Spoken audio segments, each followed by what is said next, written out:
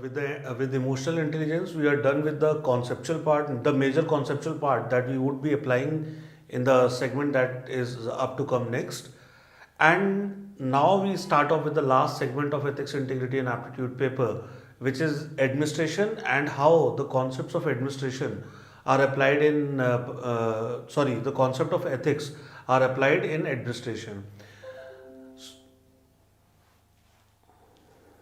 So let's move on to the last segment, and the last two chapters are public civil services, values and ethics in public administration, and probity in governance. So with that, it will give you a complete idea or a generic idea of what you would need to know about ethics in administration and what kind of values and other things are important. What kind of concepts and notions you would need to understand beforehand in order to gain a relatively more hold, greater hold over the administration, or once you are being trained in Labasna, you would be better equipped to understand those notions. Otherwise, before this examination, before this particular papers examination, there was no point where you could be tested on the same. And again, uh, again, this will come into play more when we talk about the core concepts of administration, and we will be relating the concepts of ethics that we have learned up till here. We'll be applying certain concepts of moral thinkers and philosophers as well, but majorly we would be looking at the fundamental concepts and their application in the administration. We'll see that as and when it comes. Also, this paper right now, when we start discussing this particular chapter, we'll see where did the seeds of this particular paper, ethics, integrity, and aptitude, lie when UPSC introduced it in 2013. So let's begin with the next chapter, which is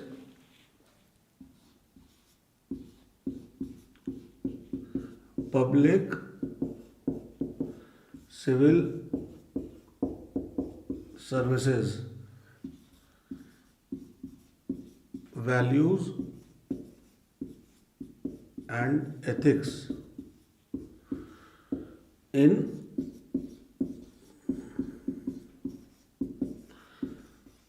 public administration.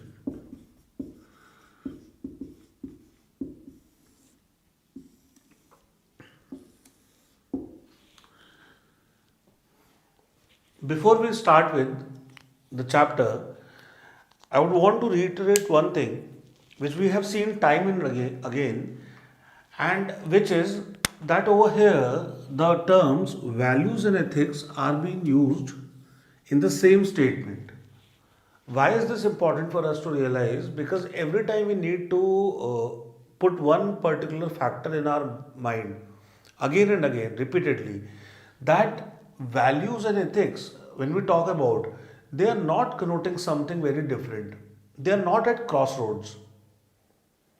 When we talk about values, they in general are connoting a meaning which is positive in nature. It's not a negative notion. When you remember the discussion on values, role of family, society, and educational institutions in inculcating values, the idea over there was that value. When we spoke about if you have to answer in an interview, or if you are writing it in an examination where only the knowledge of values is asked, but no positive and negative values are asked per se. At that time, values would connote a positive meaning. So when we talk about values and ethics, they are not at loggerheads. Do remember that.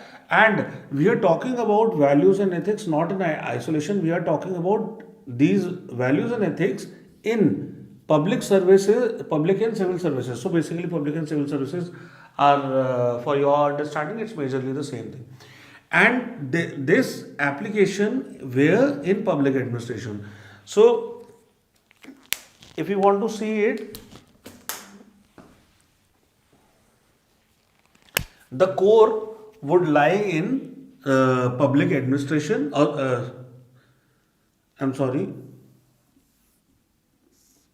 So if you want to see it, the focus would lie in public administration, whereas the core would be public civil services, values and ethics.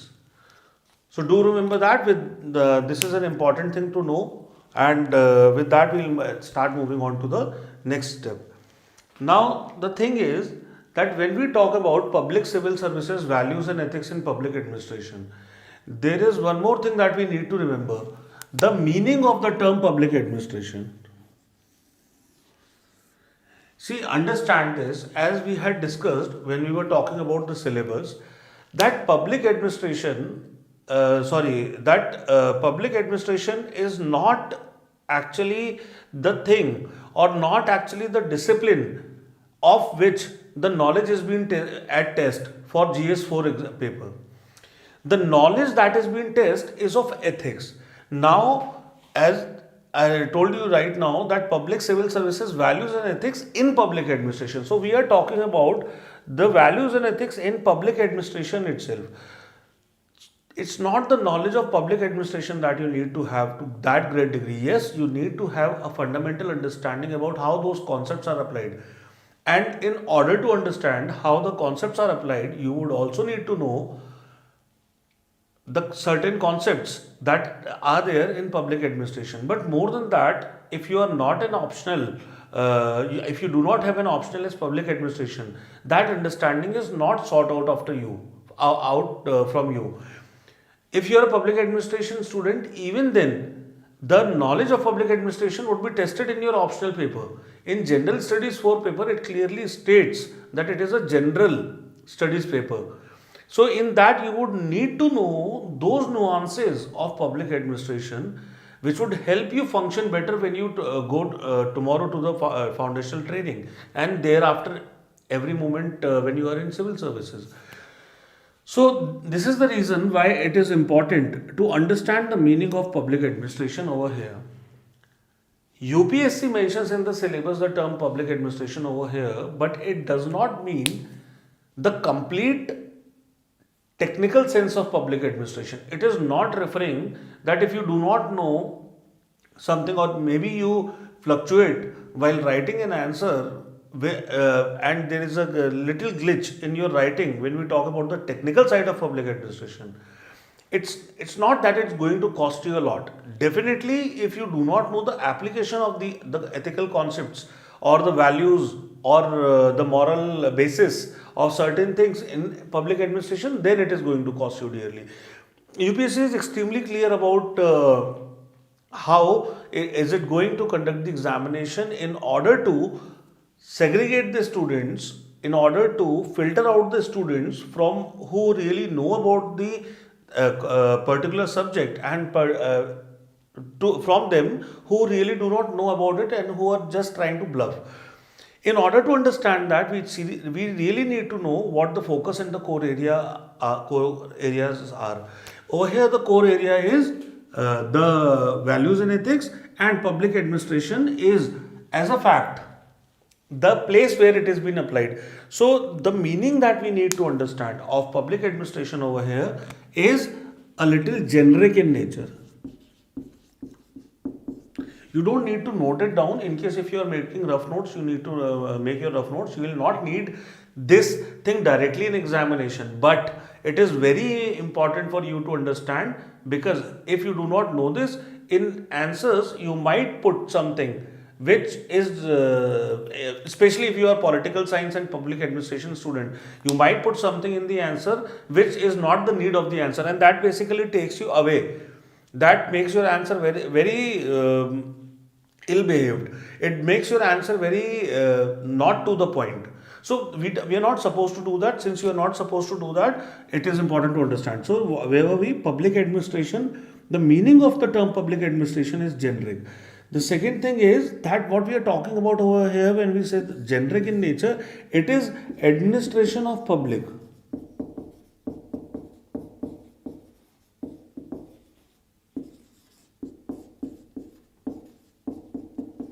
Administration of public, or you can also use the term management of public. So when you are talking about that, when we are talking about that, and when we are using these words to define public administration over here, in technical sense also public administration mean that only. But when we talk about public administration in very technical sense, you would need to read about a lot of theorists, you would need to know about the scholars, you would also need to know about Max Weber, you would also need to know about Chester Bernard, you would also need to know about Mary Parker Follett, you would also need to know about Henry Fewell, and a lot of them. Also, with those public administration school of thoughts, you would need to know about the technical details of everything.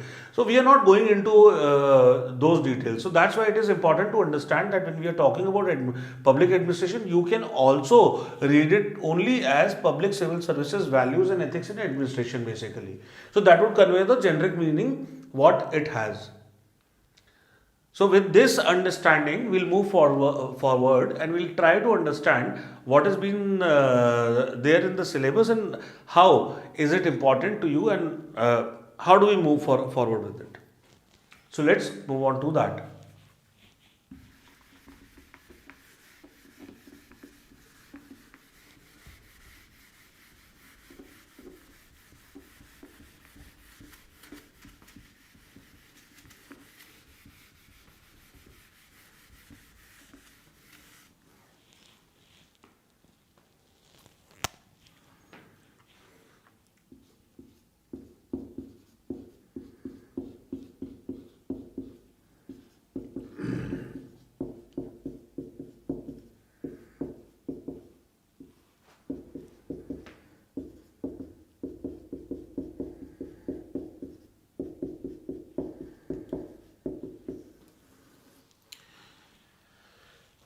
There are certain things that we need to understand,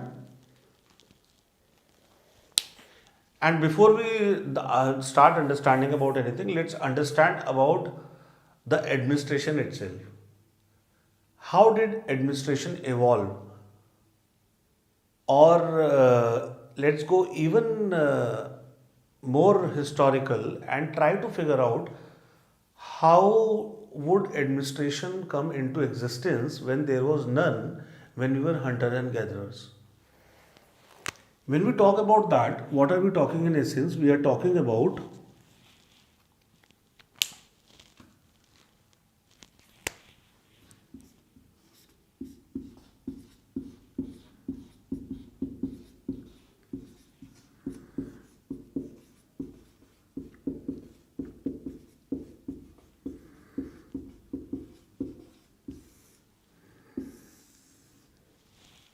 all right. So pay attention and listen to this carefully. This understanding, all these understandings that follow, are extremely important from the administrative point of view, because now we are going to delve into administrative ethics, so it becomes very important. Let's begin. So, when we talk about administration or the evolution of administration, let's go back to the times which social contract theorists explicitly mentioned. That is the nature. When we were hunter and gatherers, we were just hunters and gatherers.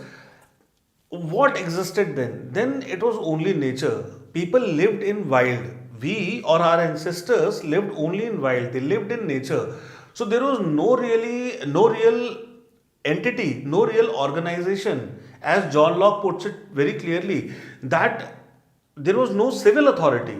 So there was no administration which was existent. We were bound by probably nature, or probably by our ruthlessness, or probably our humbleness, but whatever it was, the civilization did not exist. When I say the civilization did not exist, basically there were no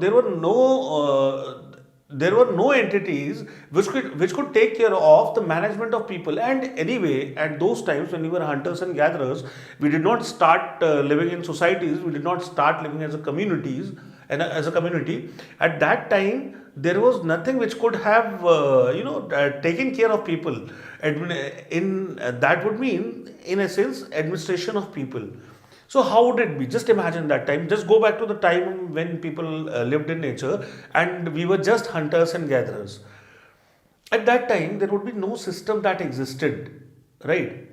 But with time, what would happen, that people would start living at a particular place. If we talk in the terms of the social contract theorists, they would say that invention of property and all happened. People started living at a place. There were contracts which were made, and we started having kind of a system where we need to not, if we are having a contract, there has to be someone or there has to be some entity which takes care of this system. Otherwise, this whole system will collapse, right? So, moving from hunters and gatherers to a more stable and civilized society, or more stable and civilized place, what started happening was that we needed people. So, let's say there are, this is just an assumption. Let's say there are 100 people who are in nature, there are 100 people who are hunters and gatherers, and they are living in a scattered manner in very discrete fashion. Now, all these people come together and make a contract, or they start living in a bound society. Let's say, let's not use the word contract, let's keep it general. So, they start living in a bound society. Now, what would happen, out of these 100 people, there would be some people who would be taking the charge of taking care of the people. There would be some people who would be taking care of the implementation part. There would be some people who would be seeing if this implementation is done properly or not. Now, this very well connects to your polity as well, but let's not go there. The idea over here is that over then, when people started living in a group, when people started living in a more civilized manner, they would have needed for sure some system which takes care of them.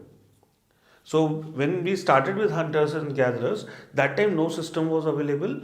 But then when they started living into societies, which is a group, connected group, there was a system or an entity which was needed, which takes care of them.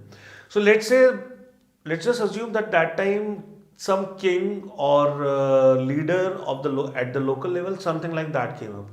So that king would have his own ministers. That king will have his own people in order to take care. Somebody would be taking care of the food. Let's say cumulatively they grow wheat, rice, and other paddy items, and fruits and meat is grown by other people. Now, all these things are collected at a particular place when probably barter system was in place. They come together and they grow a cumulative amount. Let's say that amount is any unit. Now, this unit is to be distributed among people in order for them to have sufficient to eat, live properly. So they would need some minister of food. Then, when similar kingdoms or similar places, similar units would come at other places, there might be a chance that they are regionally so close that there might be a combat between these two units. Now, when there is a combat, they would also need somebody to fight for it. So, they would need some people from that group of 100 in order to do and enter into that combat, in order to save the region and the property. So, they would need a minister for that, who tells how to fight, who uses his skill to train the people who are actually going out to fight, those soldiers.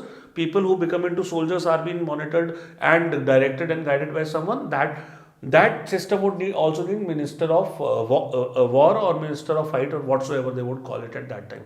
So over here there is a system which has been created: minister of food, minister of war, probably people who are going to take care of the things that people who really cannot do anything. Let's say somebody who is differently abled, and there is a group like that existent at that time as well because of some natural thing or something else. Over there they would also need a minister to take care of that. So when all this has been created, what is happening over here, that there is a system which has been put in place. So from the time of hunter and gatherers, moving further to the time probably when we started living in a bound society, then we started feeling the need of system arose. So when the need of system arose, at that time we needed ministers, we needed people who can work for the government and people who are going to execute it. So that time the administration came into existence. Now see, understand the way we have seen earlier as well, which we are going to relate in a while, that when this administration is made, What is important? Because this administration is a system which is in existence, and that this is a timeline. You consider it as a timeline. So when this system is in place, what is the most important part about this system? That this system should run.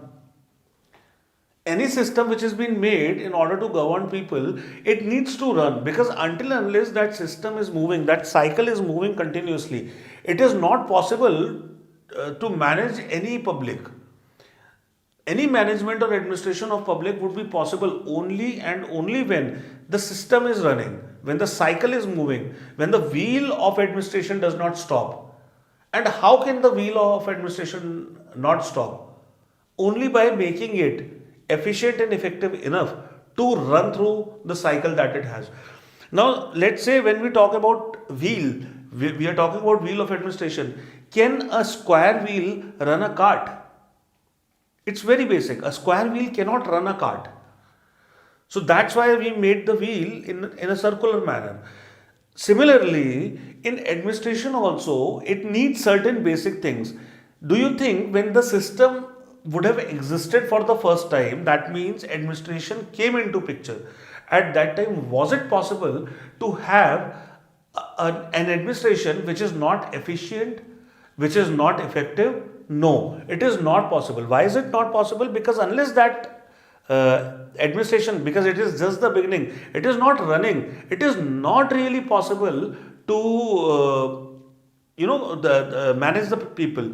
So that's where the importance of efficiency, effectiveness, efficacy, and things like that came up. Why? Because it is very important for the system to run. That's the first need. Let the system run, and let us see the other things later, right? Because that is the first thing. See, even in case of India, when India came to exist in 1947 as a unit, as a country, that time the first thing was to run the country. Then we evolved.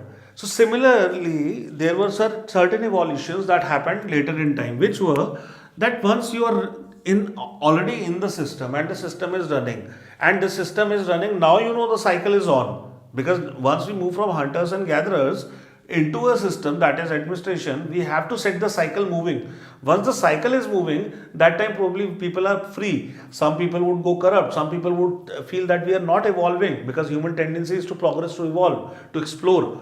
So that time they would feel that we are not evolving. So those are the times when people needed that. How about that we make this administration, or if we have an administration which is more eclectic and open-ended.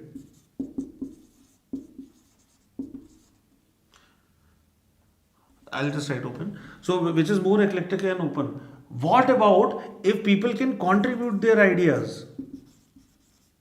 What about if the regime values are not really stationary or stagnant? What if they are evolving in nature? Sounds a good concept, right? If we have such kind of administration, it would be very good. So that's where it started moving forward. So when we talk about this,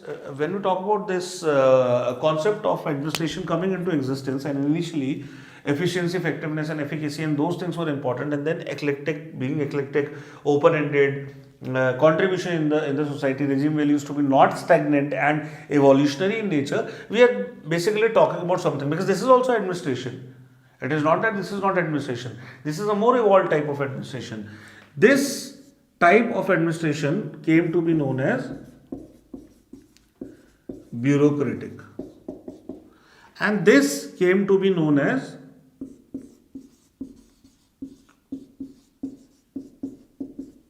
democratic. Now, when we are talking about bureaucratic and democratic administration, or even if it is said bureaucratic and administrative culture, or if it is said bureaucratic and democratic society, so whatever the suffix is, If it is prefixed by bureaucratic or democratic, this is the fundamental understanding that we need to take. That bureaucratic administration would generally represent where the focus is more upon the qualities like efficiency, efficacy, effectiveness, and other similar qualities, loyalty, accountability, and all. Whereas when we talk about democratic, it becomes very open-ended, where contribution of people is sought for, evolution is seen, where we do not want to agree on anything right on the behest of it. Rather, we would want to debate on that and then move forward with the same. So all that would make an integral part of democratic administration. But do you think that bureaucratic administration or democratic administration is good and sufficient in itself? If you are making a bureaucratic administration, it is not in line with the human nature. And when something is not in line with human nature, it is going to be chaotic in nature. When we talk about democratic, do you really think that open-endedness and contribution and evolving and all would exist in the times when you were hunter and gatherers? It would not exist at the times when you were hunter and gatherers. Why would it not exist at that time? Because there was no system which was there. There was no administration which was there. So we need to have an administration which runs. And only once we have an administration which runs, can we talk about eclectic and open administration. If we are not having any such thing, then we cannot talk about it. If we have bureaucratic and not democratic, it's very stagnant. If we are having democratic but not bureaucratic, that's not a possibility. So, bureaucratic and democratic, none of them can be done away with, and both are extremely important. So both kind of culture or both kind of administration would keep existing even in future, and it will keep evolving. Tomorrow probably, let's say we have moved on from bureaucratic to democratic. Tomorrow we build a new administration which is emotionally intelligent. That's a very good dream to have, and nowhere textually presented so far as it is concerned, but it might be the case, right? Because on the path of evolution, we have moved from bureaucratic to democratic, and then the ethical stance came. We'll also talk about when the ethical stance came, where the seed actually lie. But the idea is that bureaucratic and democratic would both be existent. There cannot be really a divorce between bureaucratic and democratic administration. So that's how the administration would evolve. And today we are living more at this side. Obviously, this is also the part, but now we are more democratic. So, what kind of nation is India? It is democratic, right? For the same reason. Let's move on forward.